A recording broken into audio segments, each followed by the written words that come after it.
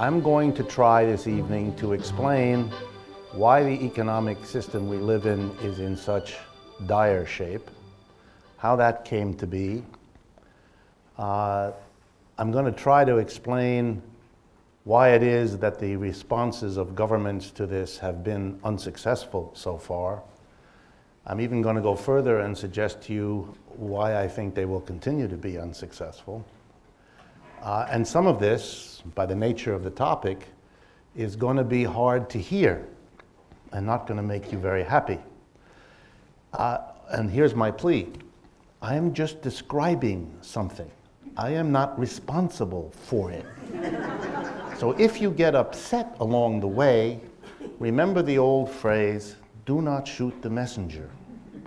Do not be angry at me. I am trying to explain it in the hopes that if you understand it, it'll be less hard on you and maybe more of us can help make a difference to what otherwise the outcome will be. So let me begin, jump right in, and begin by a blunt statement. This is the worst economic downturn of my lifetime, and I'm as old as most of you, if not older. It is the second major collapse of the world capitalist system in 75 years. The last one is in the 1930s. For those of you that may be interested, there's something called the National Bureau of Economic Research here in the United States, which is the official agency that declares when a recession happens, when our economy has a problem. Between the end of the Great Depression in the 1930s and the one we're in now, there were 12, count them, 12 economic downturns. That means that we are living in a system, this economic system we live in, that has seriously collapsed twice in 75 years and has had serious economic downturns, a dozen of them between the two. The theory, or the idea I want to present you tonight, and I'm going to come back to it from time to time, is that a system that works in that way is a system that ought to be questioned, ought to be put on the table. Instead of constantly fixing a system like that, it might be time to question whether we can't do better than that because of the cost of not doing it. So let me turn to how bad it is, since the media give you all sorts of bits and pieces of information, but there are a few kind of key measures of where we are.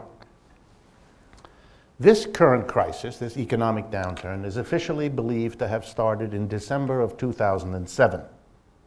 So we're coming on to heading into the end of the second year of this thing. In December of 2007, there were, according to the United States government, 7 million unemployed Americans. Today there are 15 million unemployed Americans. So in the last little under 2 years, 8 million more American people have lost their job. If you count the number of unemployed as a percentage of the total size of our labor force in America, it's now 10%. 1 out of 10 Americans has no work. The Labor Department adds 2 other categories of people without work to get a richer or fuller sense of unemployment. They add those people who are no longer looking for work. They're called discouraged workers. And they also count the people who have a part-time job but would prefer to have a full-time job. If you add all them together, the unemployment rate in the United States today is 17%. 1 out of 6. If 1 out of 6 people in the labor force are not working to their capacity, their desire, that means every single family in the United States has somebody, a cousin, an uncle, a sister, a brother, who's affected. And if you're without work or without enough work, you become a new kind of problem for the family, for the neighborhood, and so on. This is a crisis that affects every corner of the American system. As a result of this size of unemployment, a whole host of other problems happen. And you're familiar with some of them, but let me just summarize them so we're all on the same page. The current rate of people being forced out of their homes is 100,000 a month. Try to think what that means. That 100,000 per month. Now, it's not the same every month, and that's an average, but that's the order of magnitude. It means in the United States today that we have, just taking together the unemployed folks and the people losing their homes, the following spectacle of how our economy is working. 15 million people are looking for work and can't find it. That's what the total number is, roughly. Well, they can't find full-time work. All right? What do we do with all these people? The problem is, next to the people who aren't working, we have another measure that our government keeps. It's called the measure of capacity utilization. It's a measure by the United States government of what portion of the factories, the offices, the malls, the stores are being used and which part are not. How much of the capacity to produce are we actually making use of? Capacity utilization rate right now is about 67%. What that means is 1/3 of the equipment, machinery, floor space that we have sitting there collecting dust, rusting, breaking down. Okay, let's see now. 15 million people who want to work. All the tools, equipment, factory space in the world for them to work with and to work on. But we live in an economic system that keeps these three things from getting together. The people who want work don't have it. The equipment that could be used to produce sits idle. And the consequently bundle of goods and services that we need as a society don't get produced. That's not an economic system that's working very well. Take the case of foreclosures. We now have a very rapidly rising homeless population, side by side with a very rapidly rising inventory of empty homes. Let's do that again. Empty homes being vacated by people who are, understandably, without homes. And they can stand and look at each other. The homeless people can stare at the empty homes. Something is amiss here. Something isn't working. The idea that the only way an enterprise can operate is if a small group of people responsible to shareholders make all the decisions, and your job is to show up when they tell you to do what you're supposed to do, when you're supposed to do it, and at the end of the day, get the hell out of there, that's not the only way to organize things. It's not even a very effective way. Have people organized it otherwise? All the time. Are they doing it now? All the time. Here in America, all the time. I'm going to give you one example. Over the last 30 years, a remarkable process has happened every year in a place in California. It's called Silicon Valley. It's a very interesting part of California that runs south from San Francisco all the way to the city of San Jose, more or less. It is the home of a concentration of telecommunications, computer, biotech, and other kinds of high-tech companies. Every year, here's what happens. A whole group of engineers who work in a capitalist enterprise. They come to work at 9, they go home at 5. They have a board of directors, of supervisors, tell them what to do. Every year, hundreds of them quit. They get paid very well. They quit. And when you ask them, why did you quit? They say, I can't stand that. I don't want to come to work in a tie and a jacket. I don't want some business type to tell me what to do, what research to do on my software program, as opposed to what I want to do. It stultifies my creativity. It's a horrible situation. I don't like to be told what to do. I'm not a drone. And here's what these people do. Each of them takes their little laptop computer and they gather in the garage of one of them. And they say, this is going to be a new little company. And it has the following rules. 1, everybody can come to work in a t-shirt and shorts. It's California. Everybody can come to work with a dog and a Frisbee. Everybody can come to work high. Everybody can, and more interesting for us, everybody here is an equal. Here's how work is going to be organized. Monday through Thursday, we work with our laptops making software like we always did. But on Friday when we come to work, no laptop.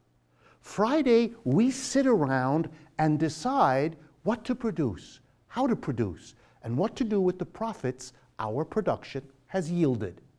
In short, on Friday, we become our own board of directors. Nobody else. The split, the opposition between employer and employee is removed. I have given talks to these people. I have explained to them, you, in this decision, have made an amazing choice. You've walked away from a capitalist enterprise and you've set up a completely different one. Then I ask for a show of hands. How many of you are Republicans? And a lot of people's hands go up. I say, I'm going to say something now that's going to really upset you. What you have done is exactly what Karl Marx advocated. And I know it's hard for you as a Republican to imagine such a thing. And they look at me with what you can imagine, and they say to me, no, no, no, this isn't that. No, what this is innovative entrepreneurship. I say, it's fine with me. Call it a yellow pineapple. I don't care.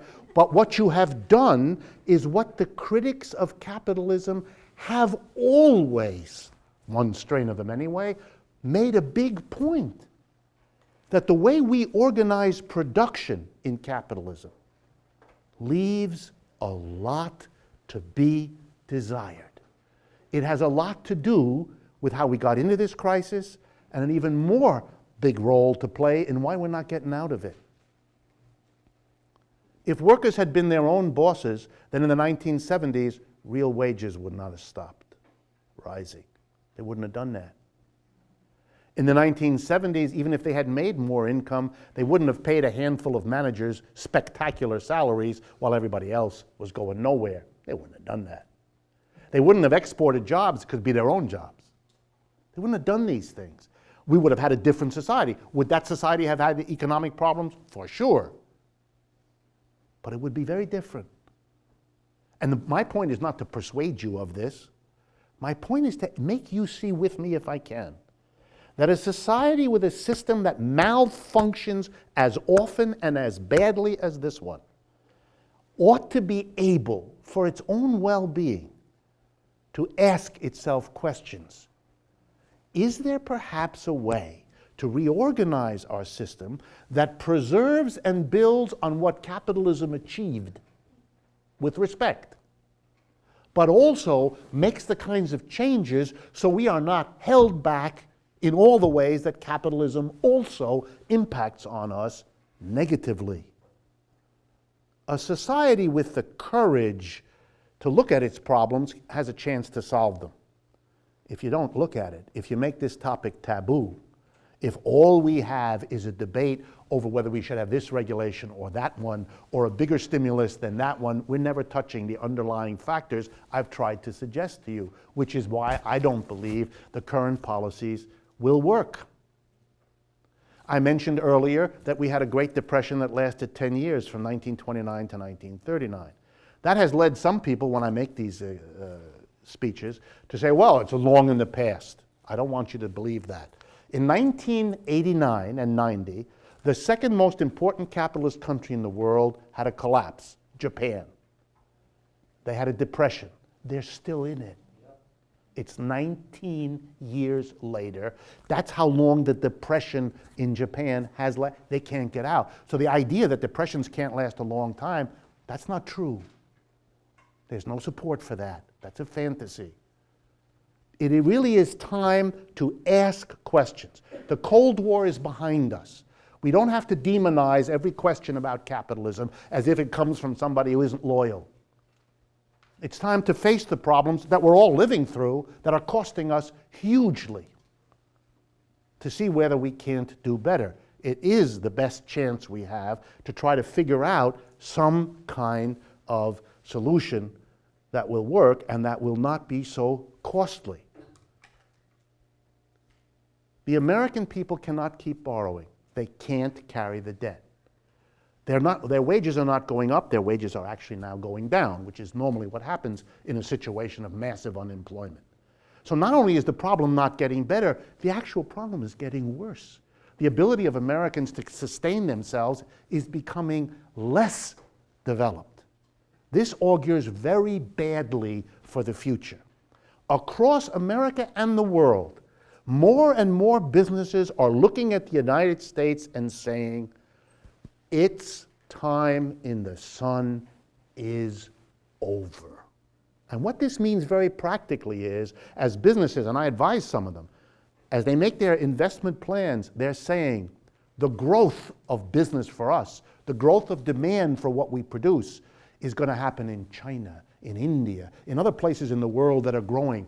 The American working class, that used to be the great consumer of the world, is in a difficult place from which there is no foreseeable exit, given the way that society works, because it's not prepared to ask and answer the difficult questions. It wants to live in a world of fantasy. And this is my final comment to you. It's about politics in America today. Millions and millions of people are losing their jobs in their homes. And millions of people are watching Bush and Obama give enormous amounts of money to bankers. And that is making an awful lot of people very unhappy. Their situation is deteriorating, and they feel that others, not them, are getting help.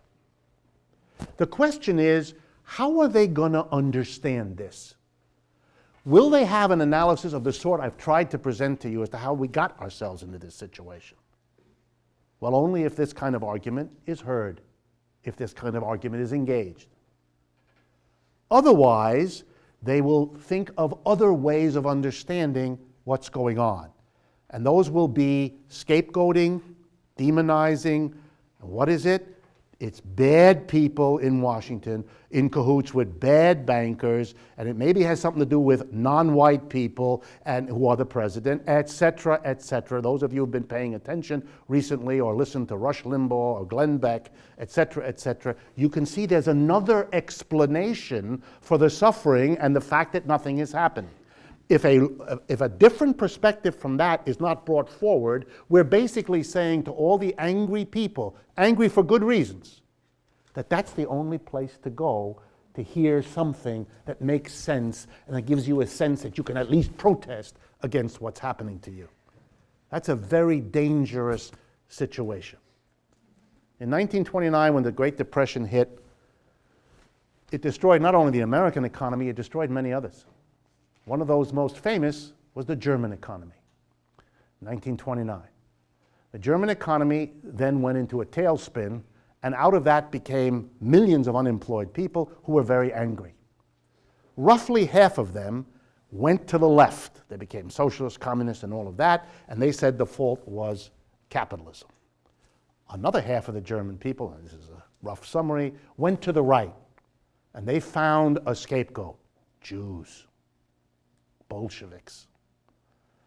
The right won and the left lost, and the rest of it is a sad history for the world. We ought to learn something from this.